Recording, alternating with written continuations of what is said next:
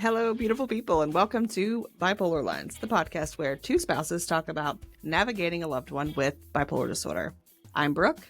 And I'm Laura, and today's episode, we are going to talk to you about navigating the holidays, because when you have a mental illness, entering the holiday season, not only for the person who is affected by mental illness, but for the family, can be challenging. Super challenging. Yes, this is a great topic and great timing. But before we dive in, I have to ask, is your house decorated for Christmas? Heck yes! So, I'm so I am jealous. that person. I am so that person. Halloween ended, all of that goes in the bins, and since I'm down there anyways, like in the basement, putting away stuff, I'm just going to take it all out. I love it. We're just going to get to it. I love that. We are not decorated. For some reason, Jeremy and Addie this year were like, Halloween it's just ended. And I'm like, and? Hello?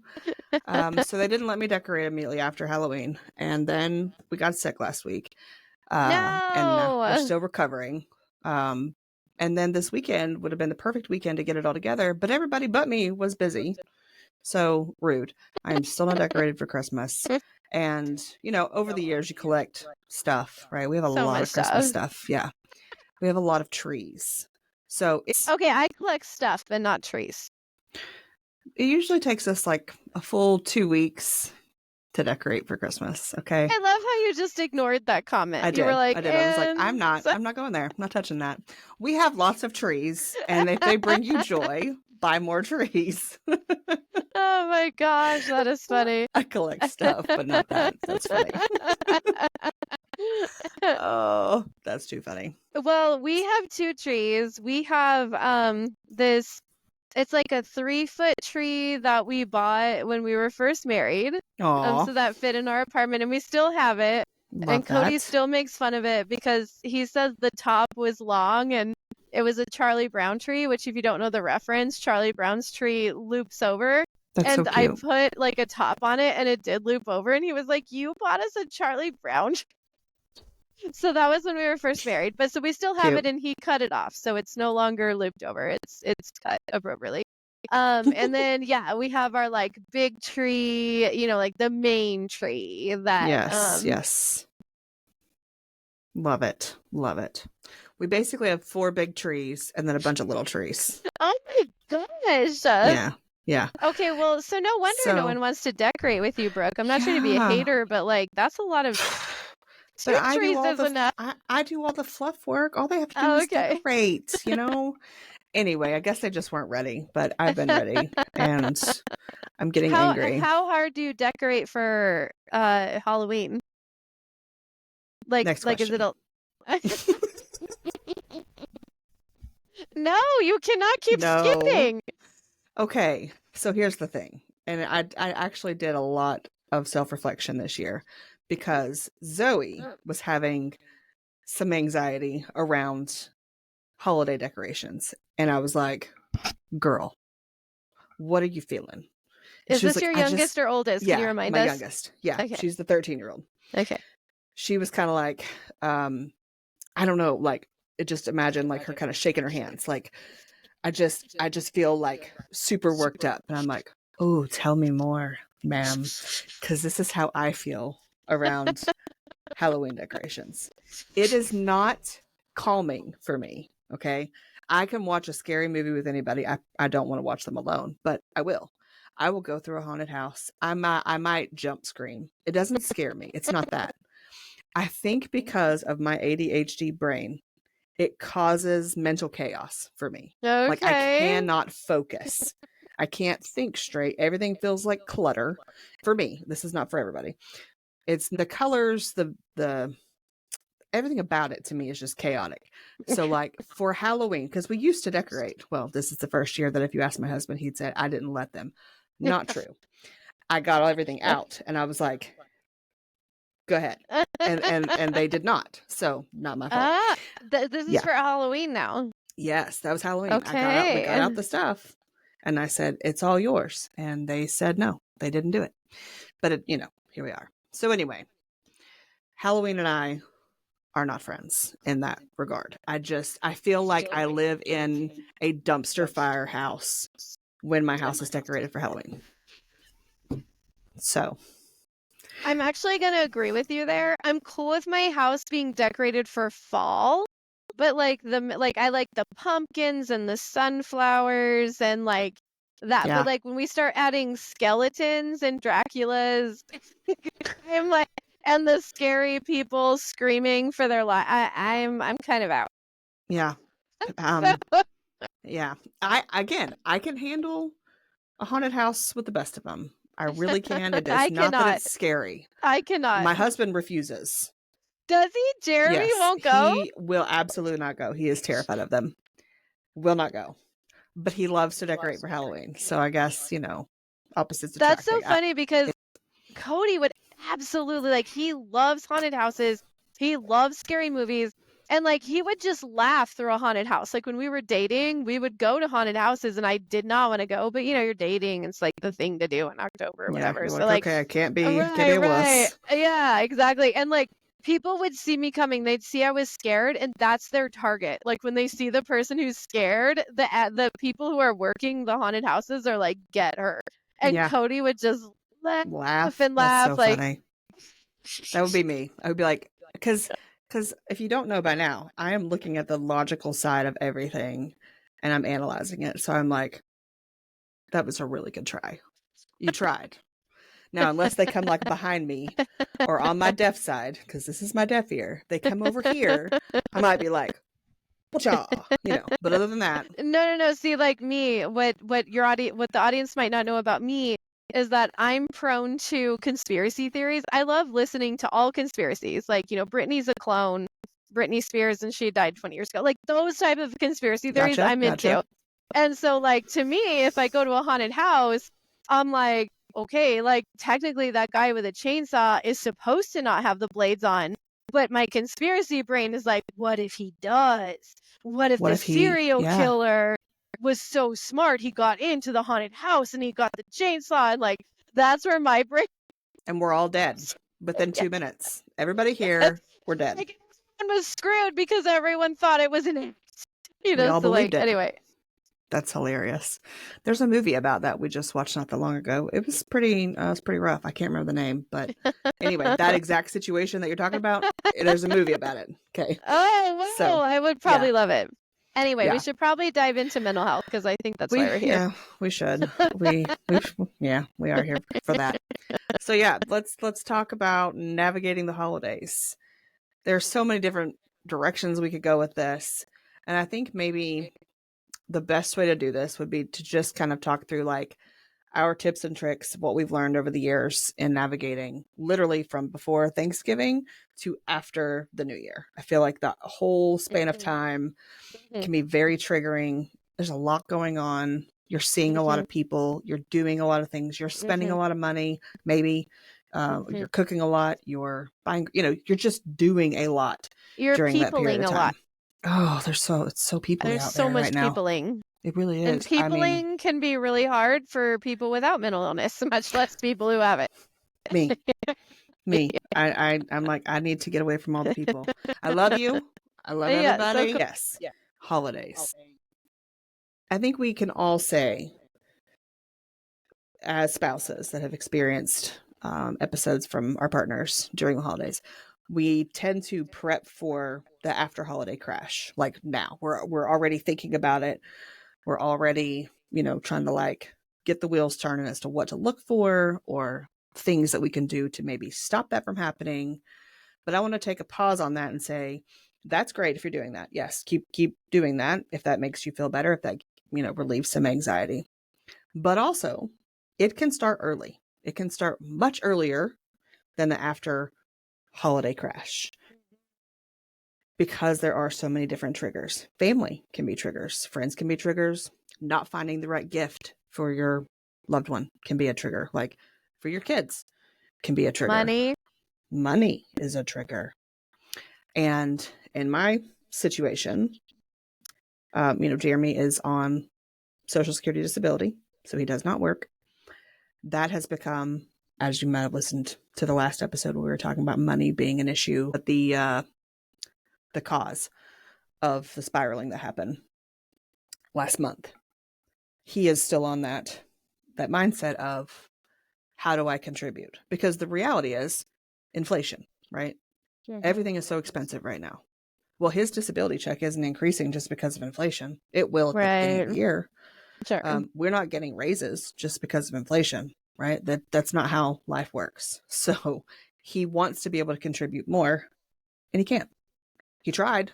We heard about that last episode. That 0 out of 10, don't recommend. At least not right now. Yeah. Right. So right. I am prepping for it to start early, and I am prepping now because he's still not fully pulled himself out of the depressive episode that he's been in. I think I'm left off that last episode, Laura, with saying like we haven't fully moved into the bad depressive episode, but he may be able to pull out of it. I'm not sure yet. I'm still not sure. But I have a feeling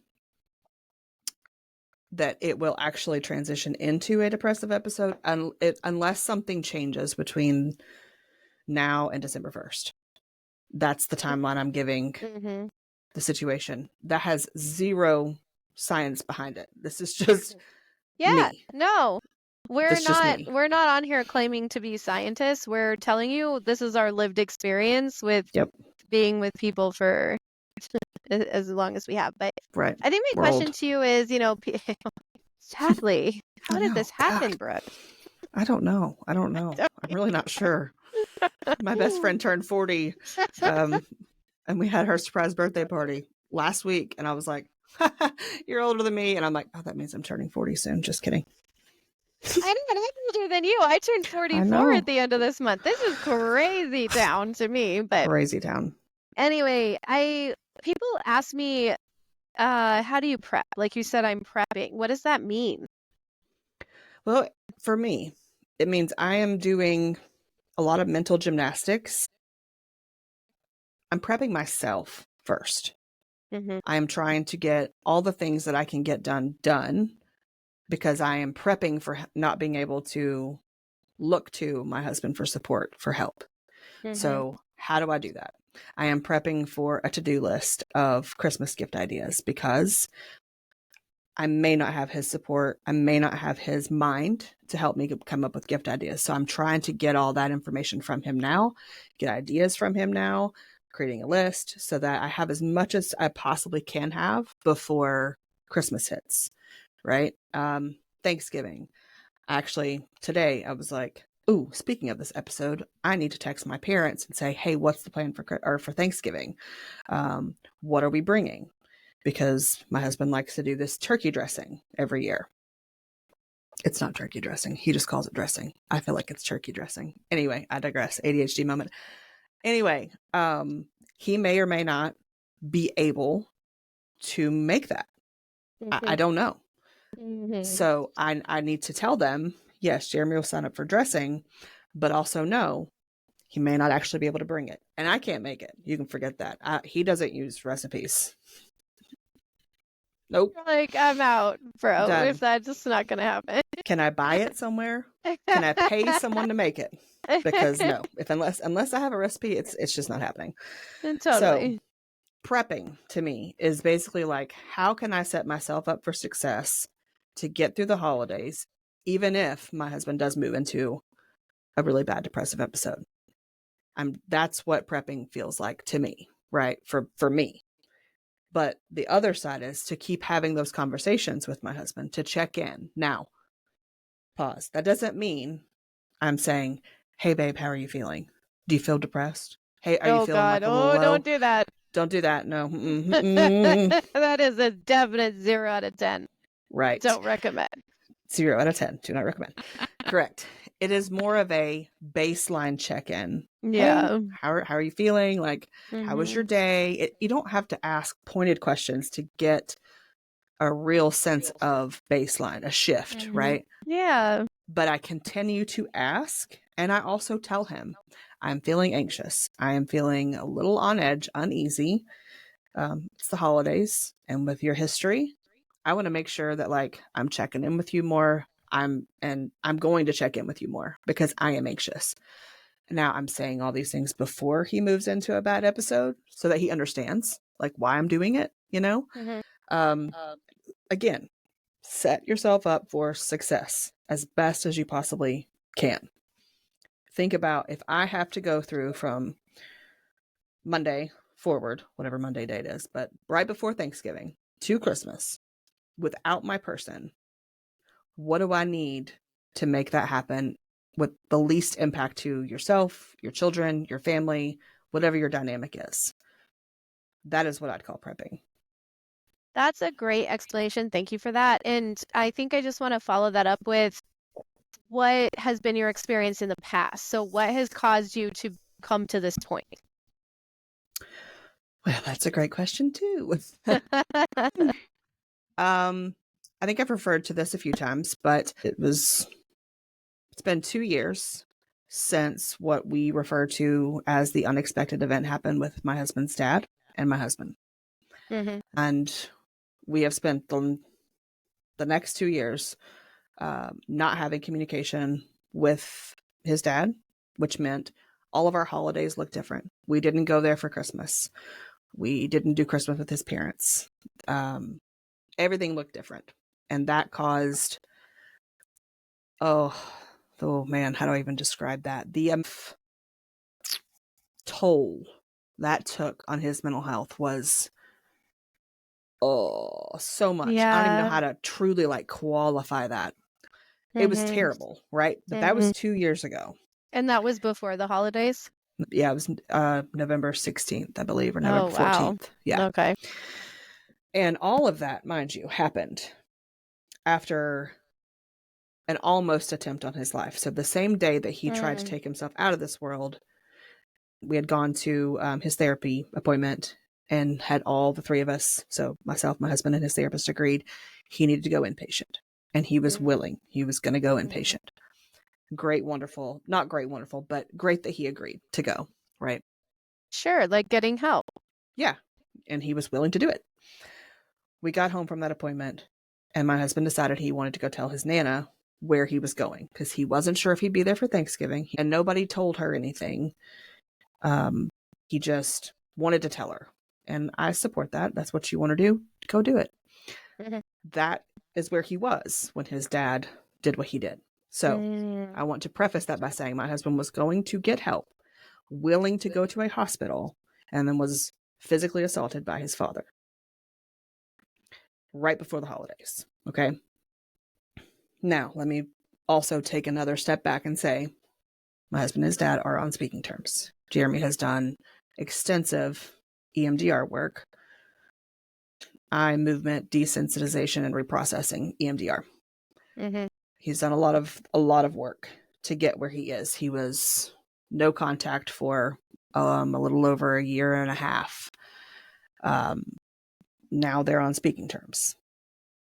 What does that mean for this year for us? So there's been a lot of holiday trauma and drama due to episodes for us. Mm-hmm. Okay. That's what it's looked like for us in the past. Now there's a new dynamic. Are we going back to his parents' house for Christmas this year? Yeah, that's the plan. Mm-hmm. That is creating a lot of anxiety in me. I'm not fully sure how he feels. I think he feels okay with it. So I'm on edge about that. In the past, before the incident at Nana's house, what did holidays look like? And were you ever anxious about them? Holidays, I think, have, before that, it's a mixed bag. There were times when everything was going great until it wasn't, right? There have been several Christmases where where my husband wants to basically make sure that my kids didn't experience Christmas the way he did, where he would, if he could, he would spend thousands and thousands of dollars on the girls each. Ouch. Okay. He would. He absolutely would. Well, so how were we have to go back. I feel like it's important to set an entire scene because we're finding more and more, I think more and more will come out that your experiences in childhood, a lot of people who have CPTSD, childhood post-traumatic stress syndrome, are being also diagnosed or misdiagnosed or co-diagnosed with bipolar disorder. And so I think it's really important to just set this stage. So then what were holidays for him when he was younger, and why did he feel the need to go overboard with the girls? Great question. I think that is absolutely important too. To my knowledge, holidays for him as a kid were a lot of, I want these Nike shoes. I want these Jordans, the shoes. I want this specific brand of something that was, more expensive, but he would ask for like one thing per year, and he never got it. He got the off-brand, or as he would call it, the Kmart version. So that is not anybody's fault. That is, they were not wealthy. They were doing their best to get by, right? But that set that stage of, waking up Christmas morning and being let down, but having to put on a face of an excited little kid. Was he not allowed to be disappointed? I would say he was always an anxious child, an overly sensitive child. So even if he thought it was okay, he would have tried to hide it at the same time. Yeah. So yeah, that was his experience. And as he got older, I don't know how that fully changed. I just know that like what he expected from Christmas as a kid never really panned out. And I'm not saying that he wasn't looking at it with, rose-colored lenses as a kid. However, that absolutely feeds into how he looks at Christmas for our girls. I mean, if you are friends with me on Facebook, you will have seen pictures on Christmas. I have been embarrassed 2 years on Christmas Day because of the amount of stuff. Really? From Santa. Yes. Really? Yes. How does it affect I have tried to put things you to back. him? How does it affect you to him? Like the giving from you to him? Like, is there, I don't know, like, does he have a grievance? No. I mean, we've gone several years where I've said we're not exchanging gifts. Okay.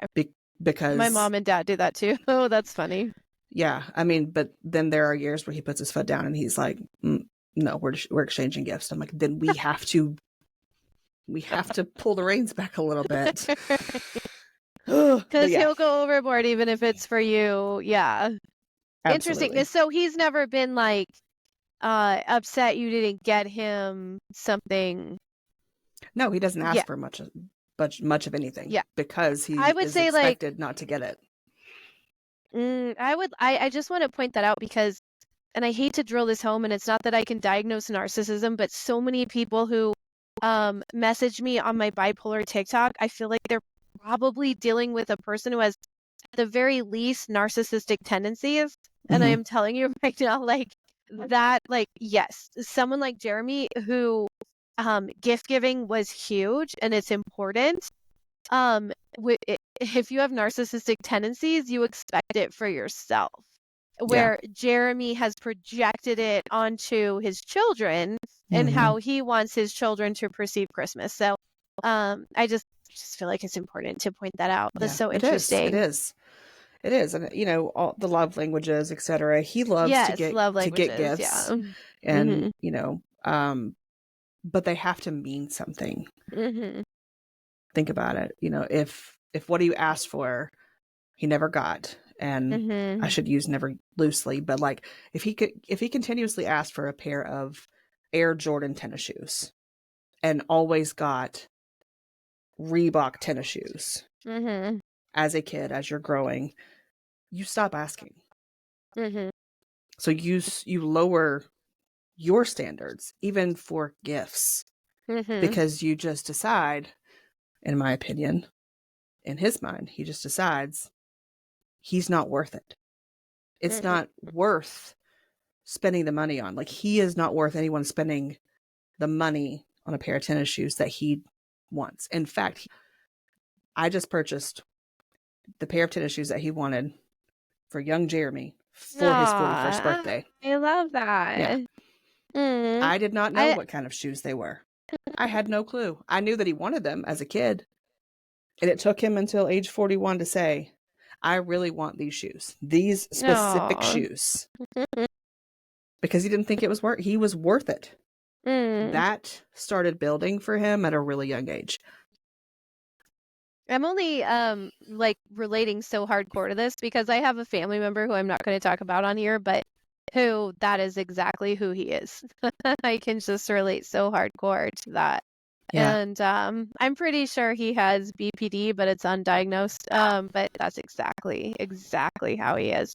It was like he doesn't feel he's deserving of even someone loving him because he wasn't. Yep. Yeah. Absolutely. So, and it's just like, why would you not think I love you? Of course I love you. Of course we care about you. But yeah, so interesting.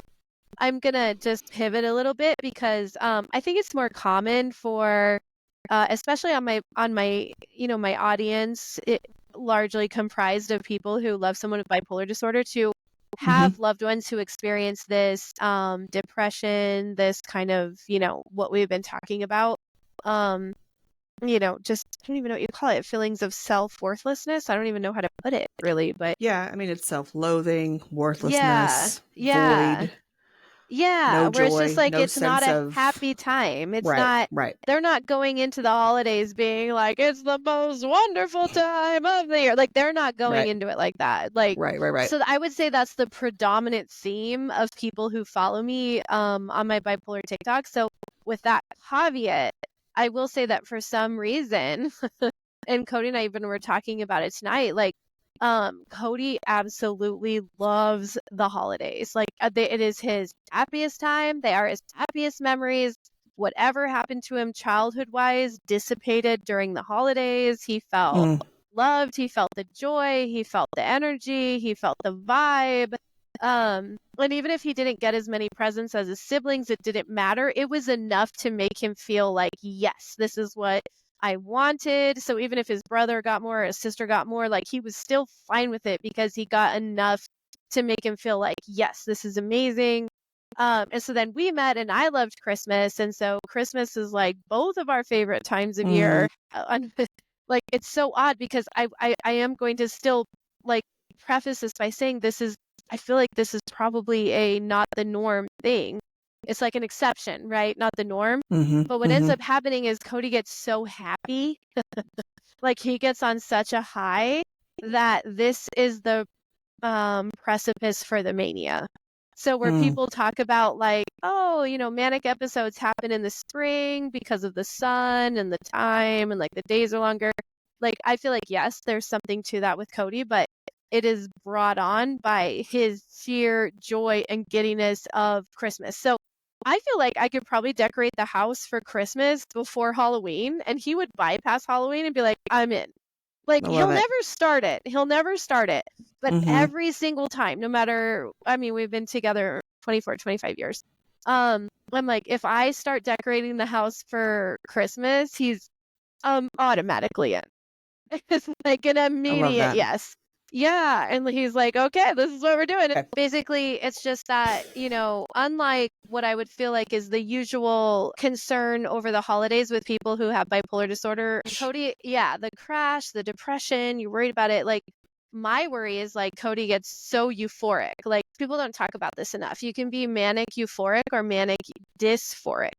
Yeah. So, manic dysphoric is like you're still manic, but you're in a very, kind of awful demeanor where I'm totally simplifying this, by the way, where manic euphoric is like you're manic, but you're like super, super happy and everything's great. And so that's typically where Cody will go. And it's dangerous because Cody can go off the ledge. It's like once the train has left the station, you can't stop no pulling the it train. back. Yeah, exactly. So anyway, that's usually our experience. I mean, I do remember a couple, I don't know how many years ago it was now, but we had booked a Santa train. So like it's where you get to like do a train ride and there's like people who dress up as elves and you get to tell Santa what you want and it's super fun. And we're in Colorado, so there's lots of mountains. There's at least 3 different Santa trains you can go on. And we had booked it and that's before Christmas, obviously. And before we could even go on it, he had just gone so manic that he landed in a hospital right before Christmas. And I remember I can't remember exactly what date, probably like the 18th or 19th of December. And that was our train ride. We had to try and reschedule it. And the staff was telling me, he needs to be hospitalized. This is where he needs to be. But we're weighing it with the psychiatrist because it's almost more of a detriment that he's missing Christmas because he loves it so much. This is a problem. He's spiraling. And so they did let him out on the 24th. And if you know hospitals in the US, they don't ever let you out early. And if they do let you out early, they still let you out manic. Cody's always let out manic, okay? So for them to have let him out when he did, he was definitely not not at the stage he should have been let out. But the staff had professionally decided that if they had made him stay through Christmas, it would have been way more of a detriment to him. They had to let him go. Yeah. And so they did, and I feel that. Yeah, they did, and that incident ended up being fine. But I do feel for me, Christmas is the holidays are usually wildly very happy times for us, and the crash for me comes after January, and I'm like, oh shit. That's when I'm like, hold on to your hats. Yeah. Yeah, no, that's a great perspective, because obviously Jeremy has been triggered into mania with coming into money, getting a lot of money for Christmas, which hasn't happened. It's usually gifts, or getting really excited about getting a gift that he really likes, which has only happened once. Again, his perspective of receiving gifts is flawed by his own childhood experience, right? So for him to get super excited is rare. Even if he is internally busting, you are not going to be able to see that. Wow. He will be stoic. In fact, he'll be like, "Oh, thanks guys, I really appreciate it." And you're like, "Oh, you're welcome." And then he will put it down, and then he will move on. Even though he wants to unwrap that whatever it is, like a 5-year-old. He won't. It's so fascinating. It's fascinating heartbreaking to me because that is heartbreaking, and it's fascinating to me because Cody is the exact opposite. Cody is the person you want to give a gift to. He cannot control himself. The impulsivity is just not available. He's like, gift, love it, unwrap it, amazing. Oh my God, thank you so much. He is just pure joy in getting a gift. I feel like I'm probably more reserved, and I feel like my kids are probably more reserved. But I think what's hard about bipolar is that people it's hard to understand that bipolar disorder is not a personality disorder. And so two people with bipolar disorder are two different people with bipolar disorder. So you and I are both describing, we're both describing the holidays as being a challenging time. But in terms of personality, Jeremy and Cody have very different personalities in terms of the holidays. Right. And yeah, that's because they're two different people, and bipolar doesn't dictate their personality. It doesn't discriminate either. It doesn't care no what your personality is. Yeah, exactly. For sure. Yeah. So that's two different perspectives, right? We have some trauma, drama, which leads to, really a lot of disappointment that he won't talk about or vocalize. And there's a possibility of mania for him, but it's if I was to give it a percentage, I'd be 1%, literally 1% chance. It's just so we're with Cody and depression, I would give that the 1%. I guess we could get depressed, but but you're so nah. Yeah, no, the more likelihood that we're popping off on the upper end is way higher. And by the way, not one is preferable. People have asked me this, would you rather have depression or mania? And then I do think about it, and I'm like, both of them are so freaking bad. They're so bad. There is nothing. Go ahead. No, go ahead. I was just gonna say, there's nothing that people do to try to sugarcoat it. It's just not true. You can experience they could die in either episode. Absolutely. For very different reasons.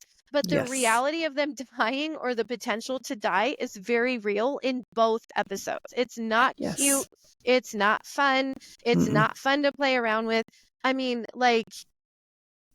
They're just both so bad in two very different ways. Yeah. So true.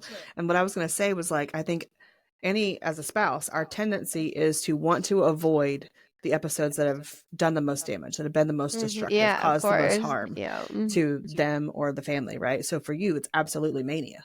Mm-hmm. You want to avoid it at all costs. I sit in a very odd spot. Depression has caused, well, we almost lost him a few times. Mm-hmm. One specifically, right? One was, I didn't know if he was going to make it with depression. With mania, it's just a different kind of hurt, right? Where I can still separate him from the illness, but it's just a different kind of destruction. Mm-hmm. So like I sit sometimes in the middle of like, I don't know which one I would say. I know. But then ultimately I choose depression because that's the closest I've gotten to losing my person was because of depression. Mm-hmm. Now I've encouraged the mania to stay away, right? Like, and of course, that's fine. But ultimately I think we choose to say, is it a choice? Yeah, we're choosing to identify like the episode that causes the most destruction for us, and that's the one we want to avoid. But you're so right in that neither are wanted, neither are great. It's not a competition, right? Both are terrible. Yeah. Both are destructive. Both are awful. And then you add rapid cycling into the mix, and then it's like, I want a vacation alone in a dark room with a lot of water because I'm going to drink a lot of alcohol so I can go to sleep for 12 hours, wake up and feel terrible. No, I'm just kidding. I wouldn't do that. But point is, like, it's just, it's so much. It's so overwhelming. What's totally interesting about the holidays for us, 2 years ago, Cody had his last episode, spring of 2022, and it was one of the worst ones we've ever experienced. In that, there was some dynamics with his family, particularly, that happened. And it involved my children. It's kind of like you talk about, there's just no going back from things that happened. And I've been at this with my husband for over 20 years, and I truly felt like they have not done the work to understand what's going on with him.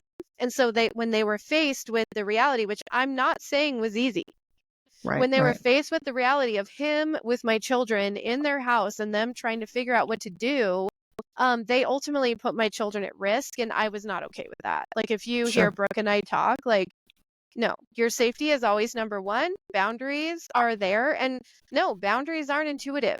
I was just telling my niece the other day, she's like, I'm horrible at boundaries. I'm like, everyone's horrible at boundaries. Most people don't need to have boundaries in a relationship.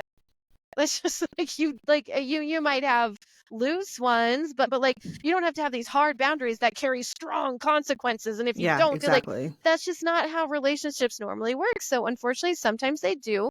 And his parents didn't do the work to to know how to do it. And they put my children at risk, and my son felt unsafe. And there was a very bad situation that happened. And I'm not willing to go back to how things were because of it. Yeah. And so moving forward from that 2022 episode, have boundaries that are new, and so last year, like you were talking about, things look different with family. Last year was different. Normally we spent Christmas Eve with his family, and I booked a mountain vacation. Cody loves the mountains. Like, he grew up in Utah. He's over here in Colorado. He loves snowboarding. And ever since he was first diagnosed, we had like a what works list on what de-escalates him, and snowboarding is one of them. And being in nature and on the board, and like he's 44 and it still works. So that's awesome. we took this mountain trip last year, and we had very limited contact with his family on Christmas Eve, where it was usually high contact on the 24th. And I did the same thing this year. I booked another ski vacation where we will have limited contact as opposed to high contact, but I'm not willing to go back to what that looked like. Yeah. And what's interesting is I feel like even though Christmas was always a really happy time for him, he still, like I alluded to earlier, he still was the one who ended up with the lesser of the presents. You might have heard me say that. So even if his brother or sister got more monetarily, he still felt happy with what he got. But there was still always a dig that, like, know your place, boy. Like, yes, you got some really good gifts, but just know your place and know that it wasn't as good as them, and that's your place in this family. And he would tell me all the time, even when I met him, he's like, I know my place. And he would say it just complacently, like with no emotion, like, I know my place in this family. Oh, that's so heartbreaking. It is heartbreaking. And I'm a Scorpio. And no, I go for the jugular after you've burned me. And they burned him. And so, oh, now I know what he meant. Now I really know what he meant. And so, nope, you do not get access. Nope, I'm not playing that game. You do not get access to the best person you have in your family. Absolutely not. Right. Nope. And you're definitely not going to take the best person from your family. That's ours. You're not going to take him out of our life by causing an episode because you choose to be toxic, or you are choosing yourself over children, or you are uneducated, right? Like you no longer have access to hurt my family. And that's what I feel like. I feel like in the past, I would have invalidated that experience from him. I would have been like, oh, well, you probably thought that it wasn't equal, but I don't think your parents meant it. They wouldn't have meant to do something like that, or like, and I would have invalidated, where now I know they did. Now I know it was a choice. I'm like, yep, you're right. She made sure you knew your place in this family, and that was not okay. And that is not who you are in this family. You are elevated in this family. You are exalted in this family. Thank you for being. Absolutely. Yeah. And that is a really good point to reiterate too, that like, for all the listeners, if you've experienced something along these lines, family trauma, parental trauma, I want you to hear me. It is not your job to make everyone else comfortable to be around you. You as the spouse, or you as the diagnosed, it is not your job to make anyone around you comfortable to exist around you. You are allowed to take up space. You are worthy of taking up that space. So if this is your situation, some variation, you do not need to indulge other people just to save face. I want to reframe that because I think it is so crucial for my mental health, for my husband's mental health, and for everybody else. I refuse to indulge others. I will take up space as I need to. I am not going to indulge family just to make them feel more comfortable or to keep the peace. I will no longer sweep things under the rug. I will have those hard conversations. I'm a Taurus. I'm not afraid of conflict. I don't particularly like it, but I'm not going to avoid it anymore, you know? And also, I'm a Taurus moon, FYI. Oh, I know. This is why we're getting along. Yes, it is. You're just a little more PC than me, just a little bit. But if you come for the people I love, yep, I will come for you. Yes, 100%. I love that, Brooke. That message is beautiful. Like, people do, like, just like I was saying, that family member who I'm not naming, that he deserves to take up space. He doesn't believe he deserves it. He doesn't believe, like, why would you love me as much as I love you? I don't deserve that. What? That is flawed. We all deserve that. We all deserve that space. Yes, and no matter who you are listening, even if it's you listening to this, like, listener, like, you deserve to take up space simply because you deserve. You are human. You are human, exactly. Because you were born to have that right, and we are all deserving of love and joy and happiness. So do not, I repeat, and I know it'll be hard, it'll be uncomfortable for a lot of people. The moment that you feel uncomfortable because of someone else's choices or directed actions or statements at you, you have the choice to walk away.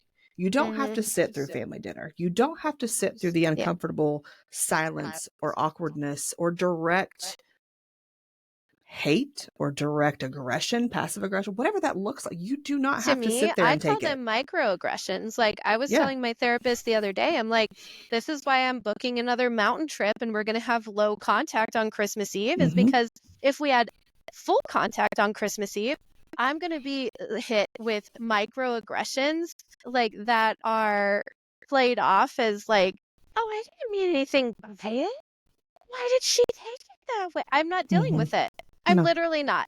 Like, nor that's should you. fine. You can just pretend you didn't mean to offend me or, oh, what did she mean? I'm done. I'm done with it. So now Yeah, we're low yeah. contact and I'll be in the mountains and we'll come I and love visit it. you for I one love it. present game and that's it. I love it. I love it. Yeah. I love it. Yeah, I think to be quite honest, I think my husband is feeling a little uncomfortable at how he thinks I'm going to act at Christmas, because again, I still haven't had conversations with his parents of any substance, right? I want to. Interesting. I want to. We've had emails, but I feel like the emails weren't productive. They were substantial, but they Yeah. weren't productive. Gotcha. Yeah, yeah, Yeah. yeah. No, I haven't. I've said I've waved at his dad at a softball game. I have said a few words to his mom. I should say more than a few words. Like she's been around a little bit more than obviously his dad was, but I haven't had a conversation. And I need to have that conversation with them, and I have to have the conversation with the kids. What do you want? Okay, let me rephrase that. I need to have the conversation with each kid individually to make sure and meet them where they are, because of their experience as well. So I say all that to say, he's like, how do you want to Brooke, how do you want to do? I'm like, I don't know what you expect from me. Like, it's not like I'm gonna explode. That's not who I am. Yeah, I just you're want to not have like a that. direct conversation and know that I'm no longer hiding things under the rug. If you're going to act out in front of my children, my husband, or you're going to be aggressive towards my husband, my children, myself, like, I'm going to call you on it. I am not going to, it's not going to get swept under the rug. That's not going to happen. My children are old enough now to know. They feel it. They're both very empathetic individuals. They feel the tension. And I refuse to put them back into an environment where that's what they feel. And also that they feel like they have to manage. Yeah, and also model that that's somehow how we're dealing with problems anymore. Because, that's the thing. Like, I feel like, I don't know if our generation, Brooke, I mean, maybe we're a little behind, but I do feel like the younger generation from us too, like we talk about breaking cycles, and there are cycles of way families are ran. And even if it's not a narcissistic family, maybe they had narcissistic traits and that's just how they ran the family. Like, I've talked about a lot with my therapist about that, but ultimately, like, you want to break that cycle of whatever toxicity is within your family. And so certainly I feel like a big one was just pretending everything was okay.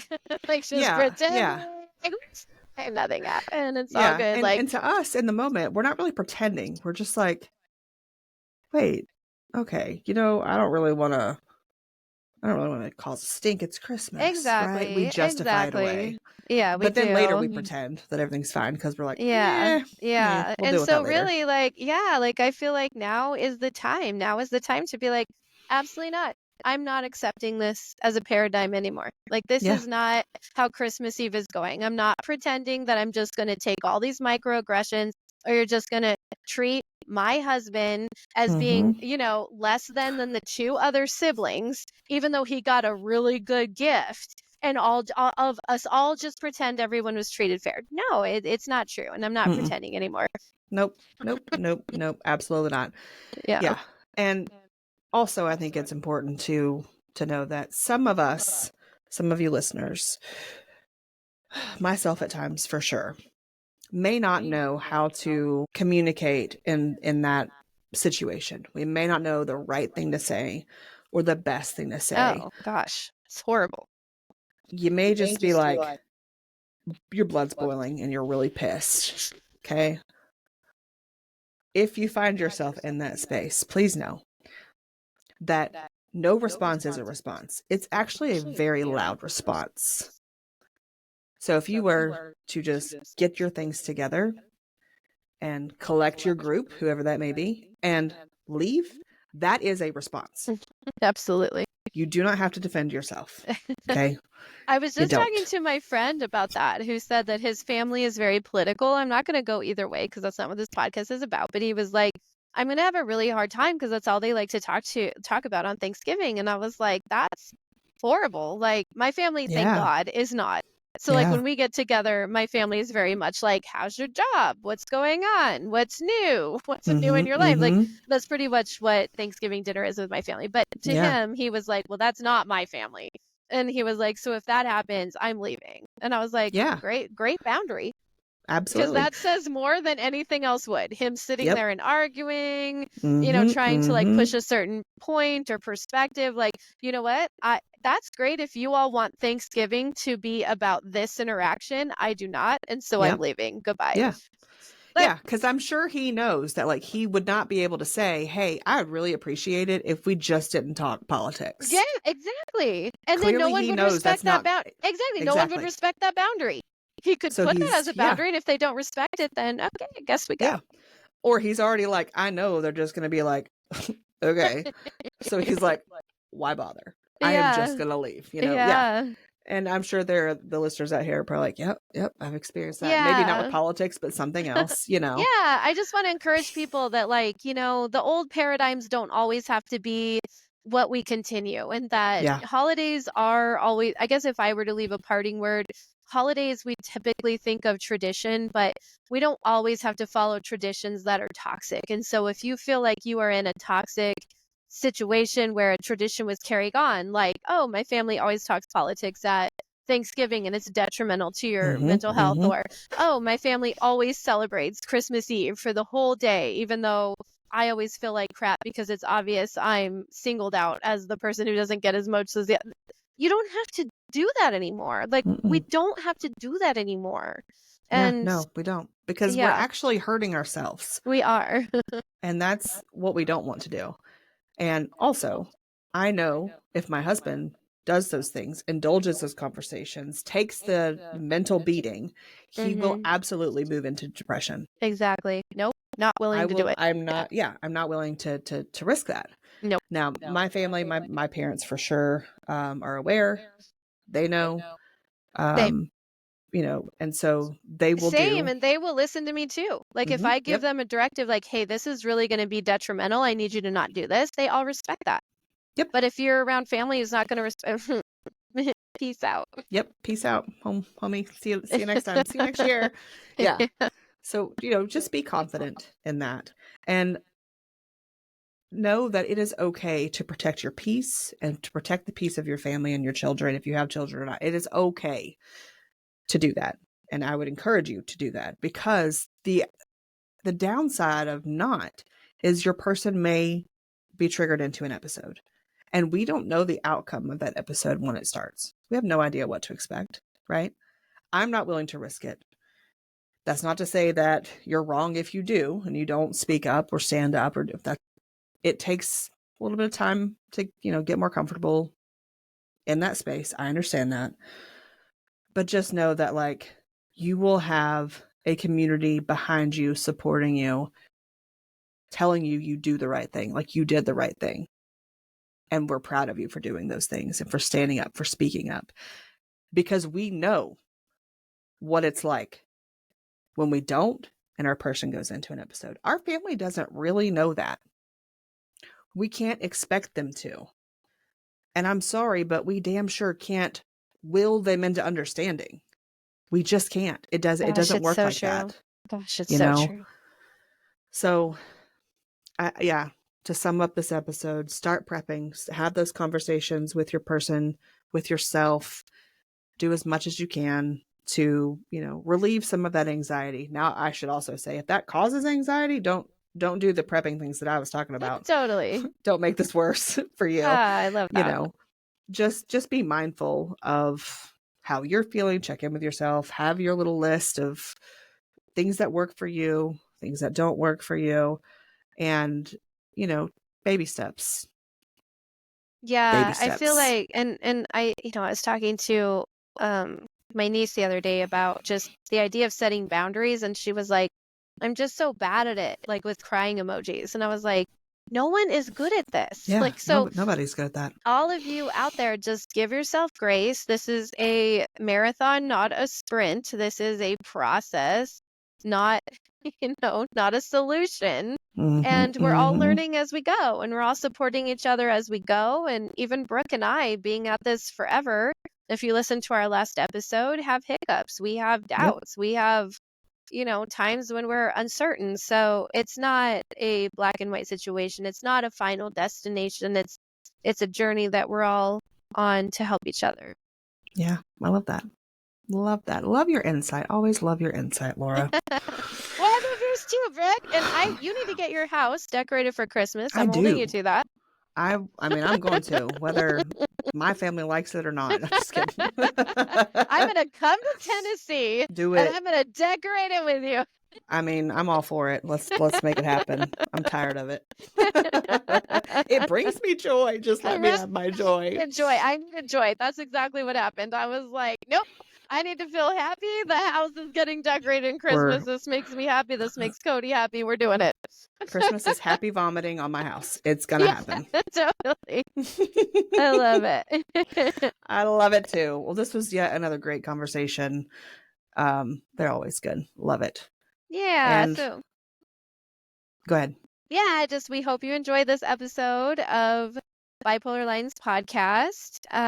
We hope you check us out where all podcasts are available. We're on Apple, Spotify, but pretty much it's pushed out to wherever you listen to your podcast. We're also on YouTube. If, as Brooke and I say, for some reason you want to watch us and talk about this stuff. We'll wave a few times.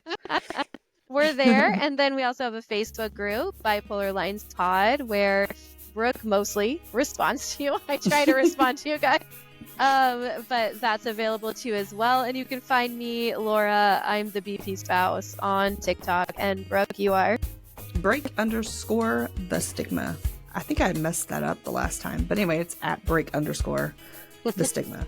Laura does a great job of posting videos on TikTok. I have been not in my creative mode. But Brooke does DM you. She is so self-deprecating, but she is available to you. I am absolutely available to you. Yeah. Do not, yes. You do not need a fresh video to access Brooke. No. But you can also find Laura's content on TikTok. I don't have any right now. Okay, that's what I'm getting at. But anyway, yeah, as always, thank you so much for being here, for showing up for your person. And yeah, we'll see you next time. See you next time.